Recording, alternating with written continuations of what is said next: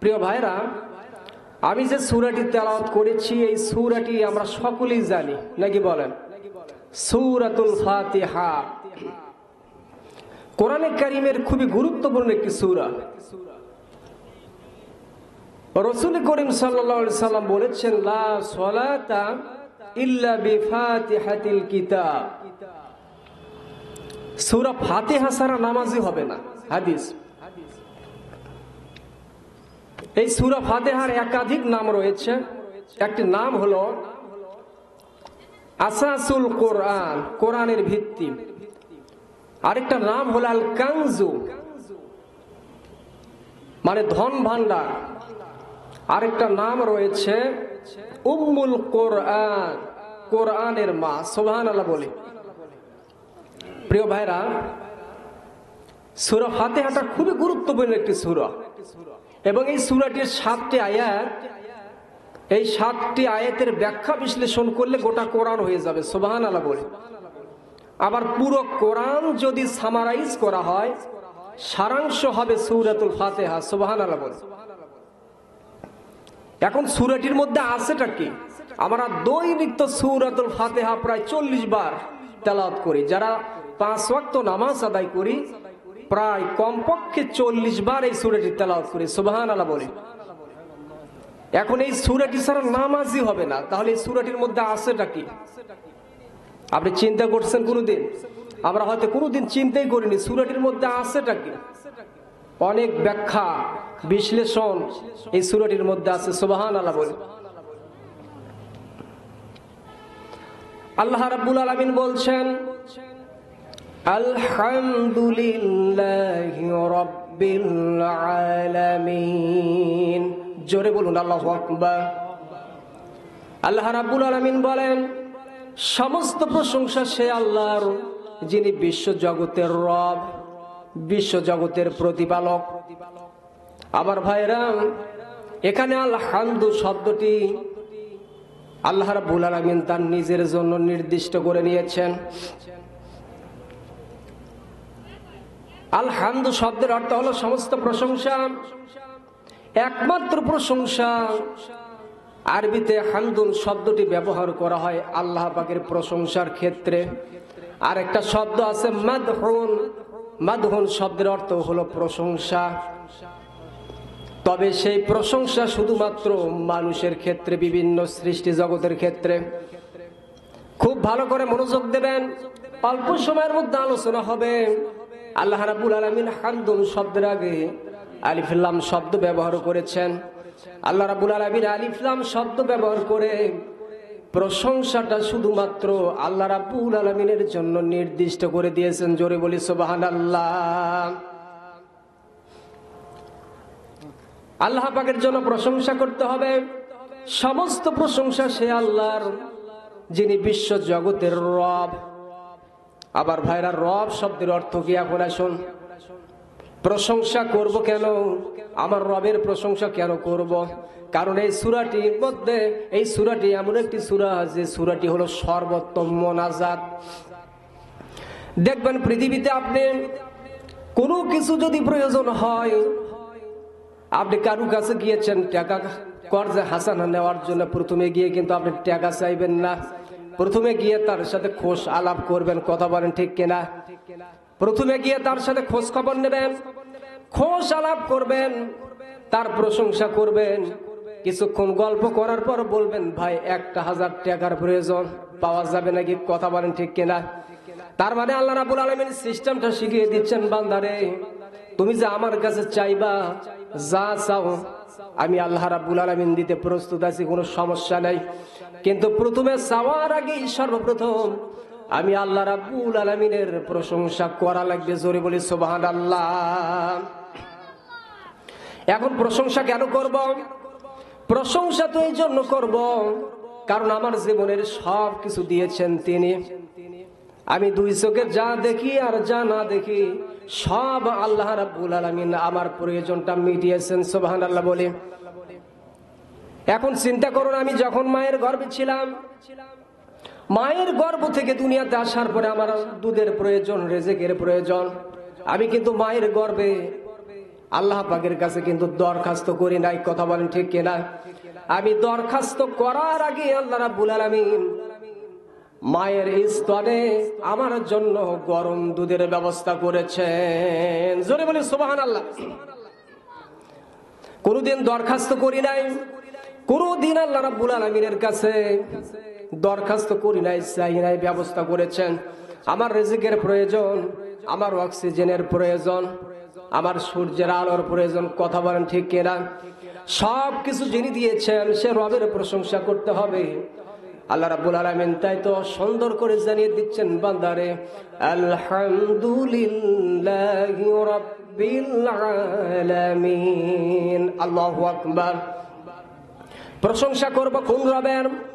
সেই রবের প্রশংসা করব যিনি বিশ্বজাহানের প্রতিপালক। আমার ভাইরা, রব শব্দের অর্থ আমরা অনেকে জানি না। রব শব্দের অর্থ হলো প্রতিপালক, রব শব্দের অর্থ পরিচালক, রব শব্দের অর্থ হলো অধিপতি, রব শব্দের অর্থ হলো মুনিব, রব শব্দের অর্থ হলো হুকুমদাতা, রব শব্দের অর্থ হলো আইনদাতা। একাধিক অর্থ রয়েছে রবের। এখন চিন্তা করুন, আল্লাহ রাব্বুল আলামিনের প্রশংসা কেন করব সে ব্যাখ্যাটা আমি আগে করলাম। এখন রবের আলোচনায় আসুন। আমার ভাইরা, সূরাতুল ফাতিহার আলোচনা যদি করা যায় ঘন্টার পর ঘন্টা লাগবে, কথা বলেন ঠিক কিনা? এত ব্যাখ্যা এর মধ্যে আছে।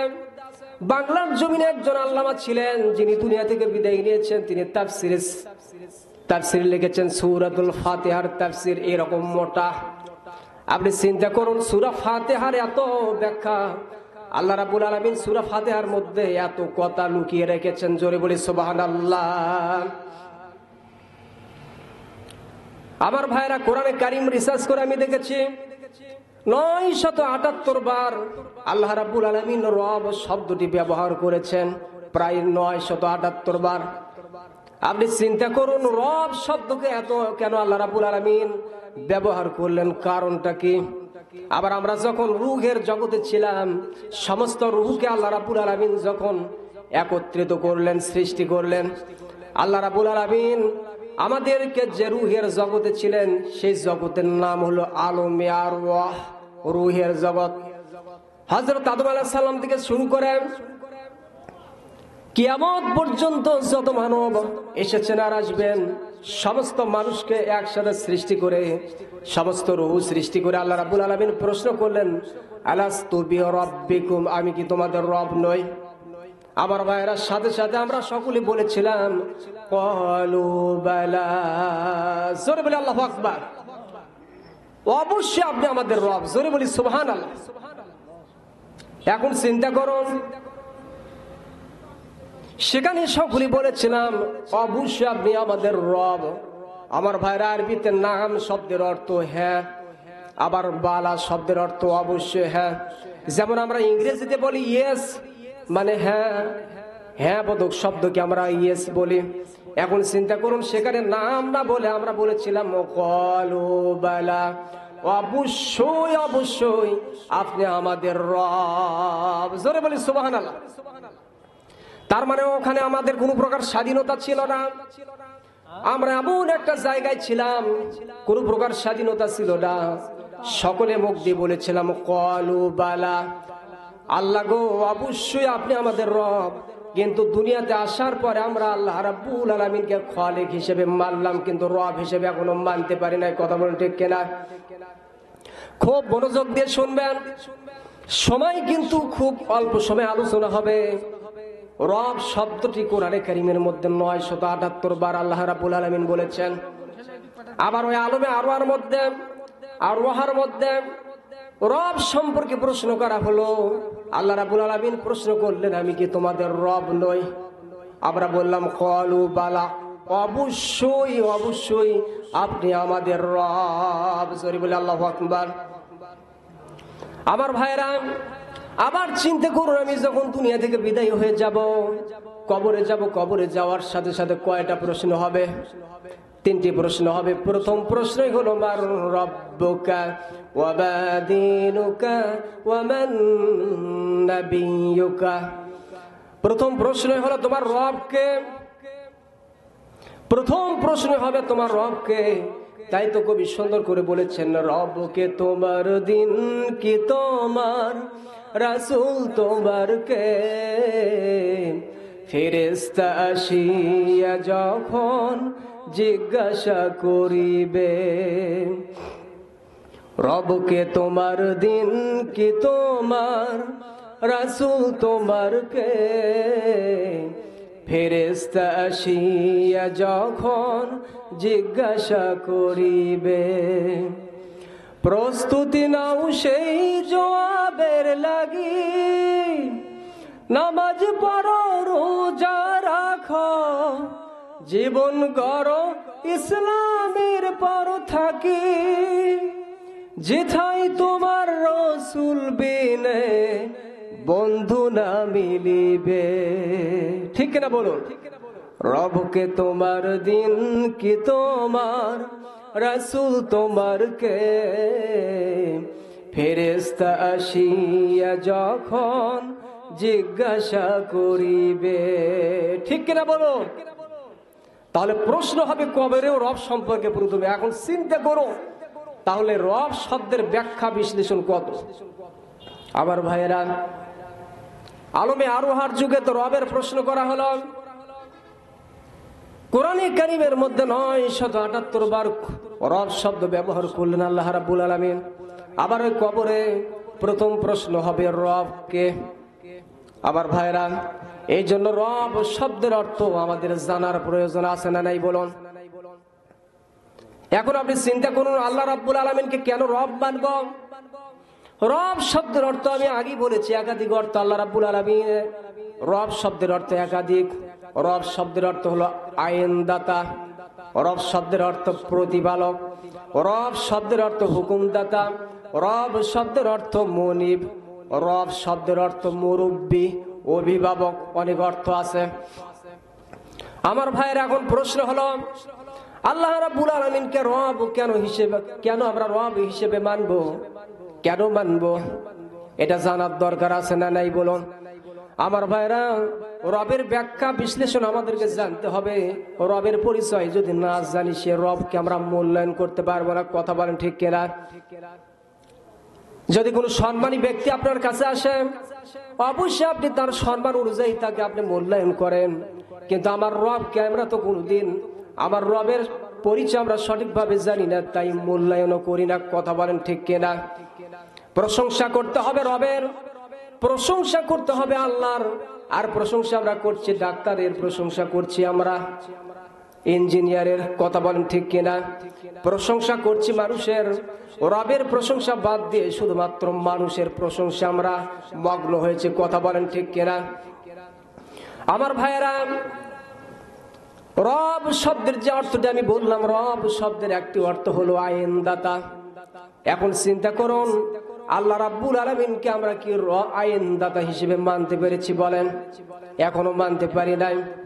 আমরা মসজিদে আল্লাহ রাব্বুল আলামিনের হুকুম অনুযায়ী মসজিদে নামাজ আদায় করি, ওই কোরআন দিয়ে হজ করি, আবার ওই কোরআন দিয়ে আমরা নামাজ পড়ি, রোজা রাখি, ওই কোরআন দিয়ে যাকাত দেই, কোরআন দিয়ে মা বাবার খেদমত করি, কোরআন দিয়ে দান সাদাকা করি। কিন্তু কোরআনের আল্লাহ রাব্বুল আলামিনের যে আইন রয়েছে, ওই আইনের কথা শুনলে আমাদের মনটা খারাপ হয়ে যায়। কথা বলেন ঠিক কিনা? কিন্তু আপনি তো জানেন রব শব্দের অর্থ আইনদাতা। তাহলে রবের আল্লাহ রাব্বুল আলামিনকে আইনদাতা হিসেবে শুনলে আপনার মন খারাপ হয় কেন এখন বলেন? আমি আল্লাহ পাকের অক্সিজেন গ্রহণ করলাম, সারাটা জীবন অক্সিজেন গ্রহণ করলাম, রোদের তাপ গ্রহণ করলাম, আমার ভাইরা সব নিয়ামত নিলাম, কোনোদিন তো বললাম না আল্লাহ তোমার অক্সিজেনের কোনো প্রয়োজন নাই। কিন্তু যখন আল্লাহর আইনের কথা বলা হয়, আল্লাহর হুকুমের কথা বলা হয়, তখনই আমাদের মন খারাপ হয়, তখন ওখানে আমাদের কোনো আর থাকে না, আগ্রহ থাকে না। কথা বলেন ঠিক কিনা? আমার ভাইরা, আমার আল্লাহ রাব্বুল আলামিনকে আইনদাতা হিসেবে মানতে হবে, এটাই হলো রবের মূল দাবি। আবার ভাইরা, একটা উদাহরণ দিলে বুঝতে পারবেন, একটা উদাহরণ দিলেই বুঝতে পারবেন। একটা ছাগল আপনার মাঠের মধ্যে ঘাস খাচ্ছিল।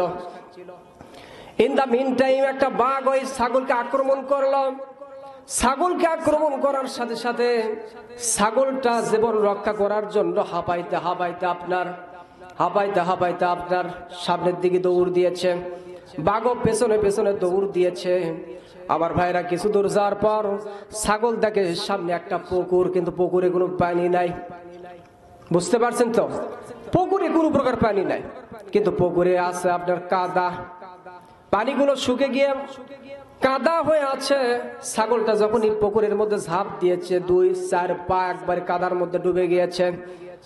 আমার ভাইরা 4 পা কাদার মধ্যে ডুবে দেওয়ার সাথে সাথে নেকড়ে বাঘ যখনই পুকুরের ধারে এসেছে, সে মনে মনে চিন্তা করে, দিস ইজ দ্য মোমেন্ট, এটাই সুযোগ। এই সুযোগটা আর হাতছাড়া করা যাবে না। সে একটা টার্গেটে যখনই ঝাঁপ দিয়েছে, তার টার্গেট ফেল হয়ে 4-5 হাত পেছনে সে পড়েছে। ছাগল 4-5 হাত পড়ে, আর বাঘটা হলো 4-5 হাত আগে। বাঘ যখনই লাফ দিয়েছে, লাফ দেওয়ার সাথে সাথে তার 4 পাও কাদার মধ্যে ডুবে গেছে। এখন বাঘ আফসোস করে বলে, ছাগল তুই আর লাফ দেওয়ার জায়গা পেলি না। এত জায়গা থাকতে পুকুরের মধ্যে লাফ দিলি, তুইও মরবি, আমিও মরবো। আমার ভাইরা, ছাগল মনে মনে ছাগল মুচকি হেসে বলে, বাঘ আমি মরবো না, মরবি তুই। কারণ আমি একজন রব আমার আছে, আমার একজন মালিক আছে। যখন সারাদিন খোঁজাখুঁজি করার পর যখন পাবে না, সন্ধ্যাবেলায় এখানে পাওয়ার পর তোমাকে লাঠি দিয়ে দুনিয়া থেকে বিদায় করবে, আর আমাকে নিয়ে যে গোসল করে আমাকে বাড়িতে নিয়ে যাবে। কথা বলেন ঠিক কিনা?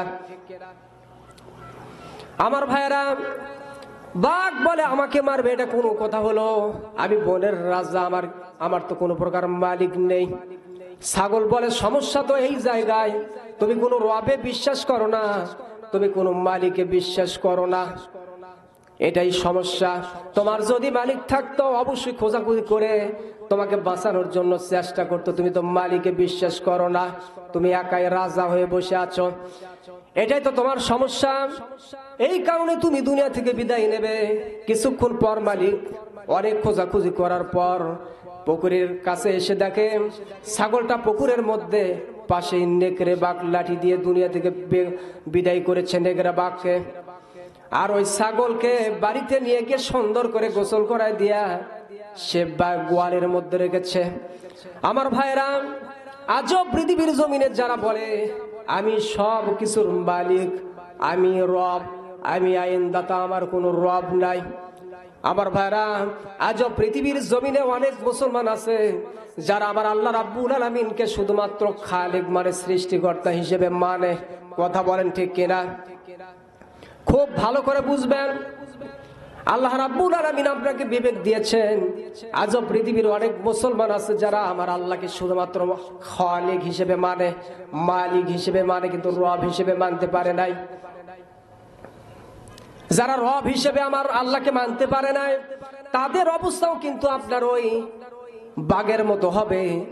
ওই যে বাঘ যে মনে করেছিল আমি মালিক, আমি খালিক, আমার কেউ মালিক না, আমি রাজা। আমার ভাইরা, যারা নিজেকে বড় মনে করে, অহংকার করে, আর মালিককে না মানে, রবকে না মানে, রবে বিশ্বাস না করে, তাদের পরিণাম ওই নেকড়ে বাঘের মতো হবে। কথা বলেন ঠিক কিনা? আমার ভাইরা, খুব ভালো করে খেয়াল করবেন, কোরআনে কারীমের মধ্যে ফেরাউনের ঘটনা এসেছে। ফেরাউনও বলেছিল আনা আনা রাব্বুকুমুল আলা, আমি হলাম শ্রেষ্ঠ, আমি হলাম বড় রব। এখানে ফেরাউন যে রবটা স্বীকার করেছে নিজেকে, সে কিন্তু নিজেকে সৃষ্টিকর্তা হিসেবে দাবি করে নাই। সে দাবি করেছে সৃষ্টি একজন করেছেন, তিনি হলেন আমার আল্লাহ। কিন্তু সৃষ্টি যদিও আল্লাহ করেন, কিন্তু এই সমাজে, এই মিশরের বুকে আইন চলবে আমার। কথা বল ঠিক কিনা? আপনি তাফসীর ভালো করে দেখবেন, ফেরাউন কিন্তু নিজেকে সৃষ্টিকর্তা হিসেবে দাবি করে নাই, রেজেক দাতা হিসেবেও দাবি করে নাই, বরং ফেরাউন নিজেকে দাবি করেছে যে আমি মিশরের মধ্যে আমি আইন দাতা, মিশরের আমি রব, মিশরের আমি হুকুমদাতা, আমি যা বলবো তাই হবে। কথা বলেন ঠিক কিনা? ঠিক অনুরূপ ভাবে আবু জেহেল নিজেকে রব হিসেবে দাবি করেছিল। আবু জেহেল কিন্তু বলে নাই যে আমি আবু জেহেল কিন্তু বলে নাই যে আমি সৃষ্টিকর্তা, আমি খালেক। আবু জেহেলও জানতো আমার একজন সৃষ্টিকর্তা আছেন। আমার ভাইরা, যে কথাটা বলছিলাম যে আবু জেহেলও সে কিন্তু নিজেকে সৃষ্টিকর্তা হিসেবে মানে নাই, স্বীকার করে নাই। সে রিজিক দাতা হিসেবেও স্বীকার করে না, সে নিজেকে মনে করেছে আইন দাতা, অর্থাৎ সৃষ্টিকর্তা একজন আছেন। এই জন্য বদরের যুদ্ধের দিনে আবু জেহেল কাবা শরীফের গিলাফ ধরে আল্লাহ পাকের কাছে দোয়া করছিলেন যে আল্লাহ, আমি জানি তুমি একজন আছো, আমি এটা জানি, এবং তুমি আমাদের রিজিকেরও ব্যবস্থা করো, আমাদেরকে সৃষ্টি করেছে, আমি জানি তুমি আজকে বদরের এই যুদ্ধে আমার বিপক্ষে মুহাম্মদ সাল্লাল্লাহু আলাইহি সাল্লাম আসবে, তাকে বিজয় দিও। তার মানে তার দোয়াটাও আল্লাহ পাক কবুল করছেন, সুবহানাল্লাহ বলি। তার মানে আবু জেহেলও জানে যে রব একজন, সৃষ্টিকর্তা একজন আছেন। কথা বলে ঠিক কিনা? সৃষ্টিকর্তা একজন আছেন, কিন্তু আরবের বুকে আমার আইনই চলবে। কথা বলে প্রিয় ভাইরা, সুতরাং আসুন, রব শব্দের অর্থ হলো হুকুমদাতা, আইনদাতা। এটা খুব গুরুত্বপূর্ণ একটি অর্থ। আমার ভাইরা, এখন আসুন আল্লাহ রাব্বুল আলামিনকে কেন আমরা রব হিসেবে মানব, কেন তার হুকুম মানব, কেন তাকে আইনদাতা হিসেবে মানব? কারণ আমার জীবনের সব প্রয়োজন তিনি মিটিয়েছেন। জোরে বলি সুবহানাল্লাহ।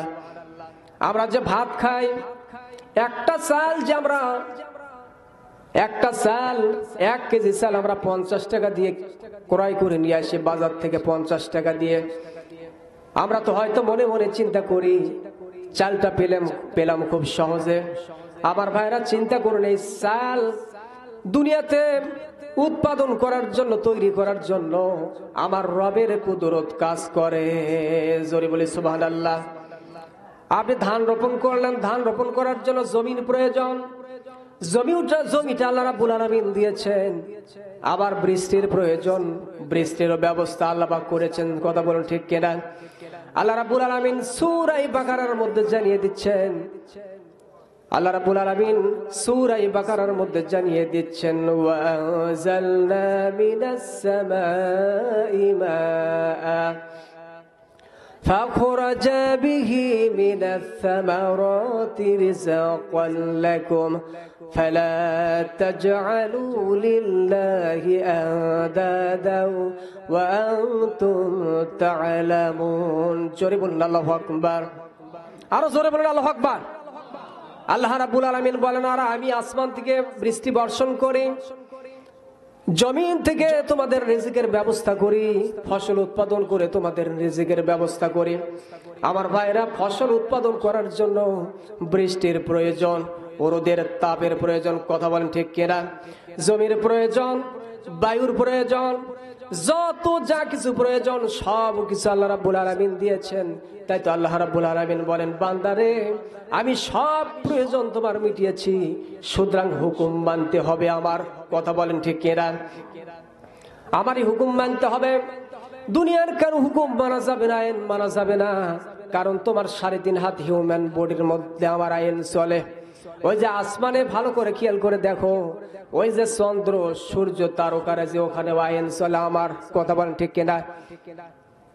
এই যে চিন্তা করুন আপনি, কোনদিন কিন্তু সূর্য চন্দ্রের সাথে সংঘর্ষ লাগলো না, তারকার সাথে সংঘর্ষ লাগলো না। কারণ কি? আল্লাহ রাব্বুল আলামিন যে বর্ডার দিয়েছেন, যে রুলস তাদের জন্য নির্ধারণ করে দিয়েছেন, ওই বর্ডার, ওই রুলস তারা মানে। জোরে বলি সুবহানাল্লাহ। আমার ভাইয়েরা, সূরা ইয়াসিনের মধ্যে আল্লাহ রাব্বুল আলামিন জানিয়ে দিচ্ছেন, চন্দ্র সূর্যকে ধরতে পারে না, সূর্য চন্দ্রকে ধরতে পারে না। সব কিছু আল্লাহ রাব্বুল আলামিন, চন্দ্র আর সূর্য আল্লাহ রাব্বুল আলামিনের হুকুমে তার বর্ডারের মধ্যে আমার রুলস গুলো মেইনটেইন করছে। জোরে বলি সুবহানাল্লাহ। এখন চিন্তা করুন, সব সৃষ্টি আবার রবের আইন মানে, কিন্তু আমরা মানুষ সব কিছুকে আমার জন্য সৃষ্টি করা হয়েছে, আমরাই শুধুমাত্র মানি না। কথা বলেন ঠিক কিনা? আমার রবের আইন কোন জায়গায় মানি? শুধুমাত্র মসজিদে, শুধুমাত্র মাদ্রাসায়, শুধুমাত্র কিছু কিছু জায়গায় আমার রবের আইন মানি। কিন্তু চোর চুরি করলে হাত কেটে দেওয়া লাগবে, এটা হলো আমার আল্লাহর আইন। জোরে বলুন, কার আইন? আমি কে মুখ দিয়ে কথা শুধুমাত্র মুখের কথা বলছি না, কোরআন কারীমের মধ্যে আল্লাহ পাক জানিয়ে দিচ্ছেন, আস-সারিকু ওয়াস-সারিকাতু ফাকতাউ আইদিয়াহুমা। জোরে বলুন আল্লাহু আকবার। আল্লাহ রাব্বুল আলামিন বলেন, চোর যদি মহিলা হয়, চোর যদি পুরুষ হয়, উভয়ের হাত কেটে দাও। এই হুকুমটা হলো আল্লাহর। কথা বলেন ঠিক কিনা? আমার ভাইরা, আল্লাহর আইন যদি বাংলার জমিনে বাস্তবায়ন করা হতো, তাহলে টাকা পয়সা চুরি হতো দূরের কথা, বাংলাদেশ থেকে বিদেশে টাকা মানি লন্ডারিং হতো দূরের কথা, একটা জুতাও চুরি হতো না। কথা বলেন ঠিক কিনা? কিন্তু রবের আইন আমি মসজিদে মানলাম, রবের আইন আমি মসজিদে মানলাম, মাদ্রাসায় মানলাম, আমার আল্লাহ রাব্বুল আলামিনের কোরআন দিয়ে নামাজ পড়লাম, রোজা রাখলাম, আবার প্রত্যেক বছর আমি ওমরা করি। এটা হলো আল্লাহর আইন, ওখানে আমি মানি। কিন্তু চোর চুরি করলে যে হাত কেটে দেওয়া লাগবে, এটাও তো আমার রবের আইন। ওই জায়গা আপনি মানেন না কেন? কারণ কি? আপনাকে রবের আইন আর ভালো লাগে না, আমাকে রবের আইন ভালো লাগে না, কিন্তু রবের তো অক্সিজেন আমি সব সময় গ্রহণ করি। কথা বলেন ঠিক কিনা? কোনদিন তো বললাম না আল্লাহ সারাটা জীবন আপনার অক্সিজেন গ্রহণ করলাম, আর প্রয়োজন নাই। আমার ভাইরা, চোর চুরি করলে হাত কেটে দেওয়া লাগবে, এটা আল্লাহ পাকের আইন। জেনা করলে যদি বিবাহিত হয়, তাহলে রজম করে দুনিয়া থেকে বিদায় করা লাগবে। আর যদি অবিবাহিত হয়, 100টি ব্যত্রাঘাত করে দুনিয়া থেকে বিদায় করা লাগবে, 100টি ব্যত্রাঘাত মারা লাগবে। এটাও হলো রবের আইন। আমার ভাইরা, রবের আইন যেখানে সেখানেই মানি, যেখানে আমার কোনো সমস্যা নাই। কিন্তু যেখানে রবের আইন মানতে গেলে আমার স্বার্থের হানি হয়, ওইখানে আমরা রবের আইন মানি না। কথা বলেন ঠিক কিনা? ও নামাজি, কোরআন দিয়ে নামাজ পড়ো, সমাজ কেন গড়ো না? ঠিক কিনা বলেন? মানে কোরআন দিয়ে আপনি নামাজ পড়বেন, কারণ নামাজ পড়লে তো কোনো সমস্যা নাই। কিন্তু রবের আইন যখন আপনি সমাজে মানতে যাবেন, সমস্যা আছে না নাই বলেন? আমার ভাইয়েরা, কিন্তু সব জায়গায় রবের আইন মানতে হবে, সকল জায়গায় আমার রবের আইন মানতে হবে, রবের হুকুম মানতে হবে, দাসত্ব করতে হবে সব জায়গায়। কথা বলেন ঠিক কিনা? সূরাতুল বাকারার মধ্যে আল্লাহ পাক জানিয়ে দিচ্ছেন, আফাতুমিনুনা বিবাদিল কিতাবি ওয়া তাকফুরুনা বিবাদ। জোরে বলুন আল্লাহু আকবার। এত আস্তে, আরো জোরে বলুন আল্লাহু আকবার। আল্লাহ রাব্বুল আলামিন বলেন, প্রথমে আলিফ দিয়ে ব্যবহার করেছেন, আলিফ দিয়ে শুরু করেছেন হরফে ইস্তেফহাম, ইংরেজিতে বলা হয় ইন্টারোগেটিভ সেন্টেন্স। আল্লাহ রাব্বুল আলামিন বলেন, বান্দারে তুমি কি আমার কিতাবের কিছু অংশ গ্রহণ করবা, বিশ্বাস করবা, আর কিছু অংশ অস্বীকার করবা? এটা তো কোনো ইমানদারের লক্ষণ হতে পারে না। কথা বলেন ঠিক কিনা? একটা উদাহরণ দিলে বুঝতে পারবেন। ধরুন, মশার কারণে আমরা মশারি টাঙ্গাই, মশার কারণে আমরা মশারি টাঙ্গাই। এখন মশারির মধ্যে আপনি পুরো দেহটা ঢুকাইয়া দিয়া মনে মনে চিন্তা করলেন, মশারির মধ্যে মুখটা ঢুকাই দিলে বিরক্ত লাগে, ঝামেলা মনে হয়, সুতরাং মশারির মধ্যে পুরো দেহটা ঢুকাই দিব, মাথাটা শুধুমাত্র বের করে রাখবো। আচ্ছা বলুন তো, রাত শেষে দেখবেন মশা কোনো যায় আপনার পুরো ফেসের মধ্যে ইনজেকশন করছে। কথা বলেন ঠিক কিনা? পুরো দেহ আপনার মশারির মধ্যে, শুধু ফেসটা বাইরে রেখেছেন। সকাল বেলায় দেখবেন মশা কোন জায়গায় পুরো ফেসের মধ্যে ইনজেকশন করেছে। আমার ভাইরা, পৃথিবীর কোন বোকা লোক কিন্তু পুরো দেহটা ঢুকাই দিয়ে মাথাটা বের করে রাখে না মশারি থেকে। কথা বলেন ঠিক কিনা? এখন আপনি চিন্তা করুন, কোরআন কারীমের মধ্যে আল্লাহ রাব্বুল আলামিন যে আইনগুলো দিয়েছেন, যে বিধানগুলো দিয়েছেন, সে বিধান আপনি শুধুমাত্র নামাজের ক্ষেত্রে মানলেন, রোজার ক্ষেত্রে মানলেন, হজের ক্ষেত্রে মানলেন, কিন্তু চোর চুরি করলে হাত কাটা লাগবে, জেনা করলে তাকে রজম করা লাগবে, ওখানে আপনি মানলেন না।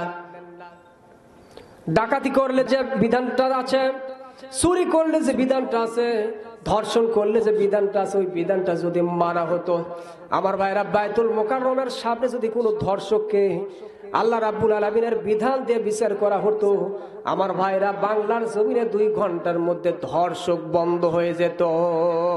কথা বলেন ঠিক কিনা? এখন পত্রিকা খুললেই দেখবেন শুধুমাত্র ধর্ষণ আর ধর্ষণ। কথা বলেন ঠিক কিনা? 6 বছরের শিশু ধর্ষিত হয়, আবার 60 বছরের বৃদ্ধাও ধর্ষিত হয়। কারণ কি? কারণ হলো ধর্ষণের বিচারের যে আইনটা করা হয়েছে, ওই আইনটা আল্লাহ রাব্বুল আলামিনের বিধান দিয়ে করা হয় নাই, বরং মানুষের আইন করা হয়েছে। কথা বলেন? মানুষের আইন দিয়ে কোনোদিন সমাজে শান্তি হবে না। মানুষের আইন দিয়ে আপনার পরিবার, আপনার মন গড়া যখন পরিবার চালাবেন, পরিবার হবে অশান্তির টুকরা, জাহান্নামের টুকরা। কথা বলেন ঠিক কিনা? আপনি যখন আল্লাহ পাকের বিধান দিয়ে পরিবার চালাবেন, ওই পরিবারটা হবে জান্নাতের টুকরা।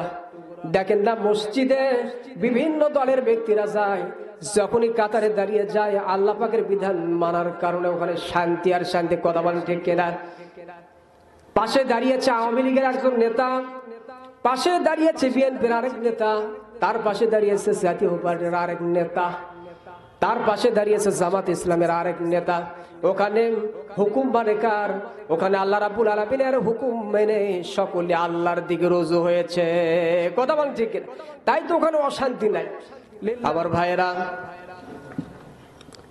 আমি যে আলোচনা করছিলাম, আমি যেটা বুঝাতে চেয়েছি আপনাদের সামনে, সূরাতুল ফাতিহা আমি আপনাদের সামনে তেলাওয়াত করেছি, আলোচনা করছিলাম। আমার ভাইরা, সূরাতুল ফাতিহার ব্যাখ্যা বিশ্লেষণ অনেক। আমার ভাইরা, সূরাতুল ফাতিহার ব্যাখ্যা বিশ্লেষণ করলে পুরো কোরআন হবে। আবার পুরো কোরআনকে যখন সামারাইজ করবেন সূরাতুল ফাতিহা হবে। তাহলে আর ব্যাখ্যা কত আপনি চিন্তা করুন। আমি রব শব্দের ব্যাখ্যা বলছিলাম, চিন্তা করুন।